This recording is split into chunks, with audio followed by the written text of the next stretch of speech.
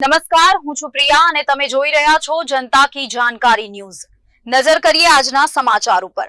સુરેન્દ્રનગર જિલ્લામાં બે અલગ અલગ અકસ્માતની ઘટના સામે આવી છે, જેમાં એક બાળક સહિત 4ના મોત નીપજ્યા છે, જ્યારે કુલ 12 લોકો ઇજાગ્રસ્ત થયા હતા। એક ઘટનામાં ચોટીલા પદયાત્રાએ જતા ચીમનભાઈ ભીખાભાઈ પરમાર અને ભરતભાઈ રતનભાઈ રાઠોડને સાયલા પાસે અજાણ્યા વાહન ચાલકે ટક્કર મારતા બંનેને ગંભીર ઇજા પહોંચી હતી। બંને પદયાત્રીને સારવાર અર્થે સાયલા સરકારી હોસ્પિટલ ખસેડવામાં આવ્યા હતા। આ પછી ઇજાગ્રસ્તોને સુરેન્દ્રનગર રેફર કર્યા હતા, પરંતુ ગંભીર ઇજાના કારણે બંનેના મોત નીપજ્યા હતા।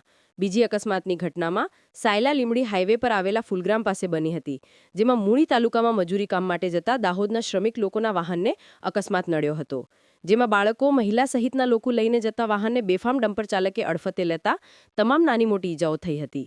આ ઘટનામાં એક મહિલાનું મોત નીપજ્યું હતું। મૃતક મહિલાના મૃતદેહને પીએમ અર્થે સાયલા સરકારી હોસ્પિટલ મોકલવામાં આવ્યો હતો, જ્યારે બ્રિજ દેવાભાઈ પલાસ નામના 3 વર્ષીય બાળકનું સારવાર દરમિયાન મોત નીપજ્યું હોવાનું સામે આવ્યું છે। મળતી માહિતી મુજબ અકસ્માતમાં દર્દીઓને સાયલા સરકારી હોસ્પિટલ ખાતે લવાતા હોસ્પિટલ સ્ટાફ તેમજ સ્થાનિકો વચ્ચે બોલાચાલીનો પણ બનાવ બનવા પામ્યો હતો। અકસ્માત સમયે હોસ્પિટલમાં પૂરતો સ્ટાફ ન હતો। તમામ લોકો દાહોદના ધાનપુર, પાવા, રયાવાડ ગામના હોવાનું સામે આવ્યું છે। સમગ્ર ઘટનાને પગલે પોલીસ સ્થળ પર દોડી પહોંચીને આગળની કાર્યવાહી હાથ ધરી છે, જેમાં અકસ્માત બાબતે વધુ તપાસ જોરાવરનગર પોલીસ કરી રહી છે।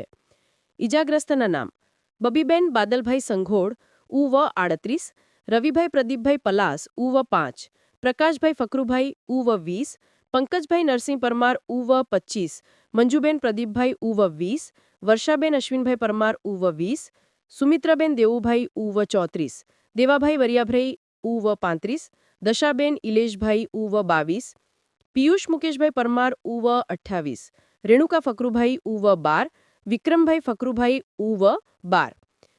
સુરેન્દ્રનગર રિપોર્ટર મહેશભાઈ ઉતેરિયા દ્વારા।